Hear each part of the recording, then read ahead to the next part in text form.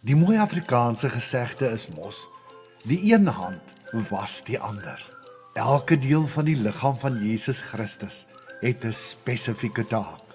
Die een is belangriker as die ander nie, maar net so kan die een ook nie sonder die ander nie.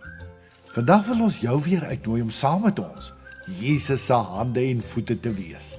Maar voor ons daarby kom, weer net 'n baie groot dankie aan almal van julle vir julle liefde, julle omgee, gebede en ondersteuning.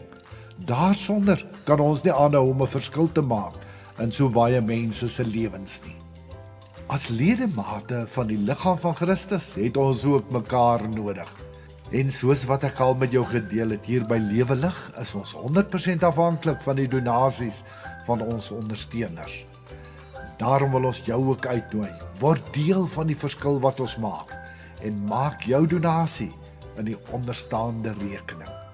Weereens baie dankie vir jou ondersteuning en dat jy help om 'n groot verskil aan ander mense se lewens te maak.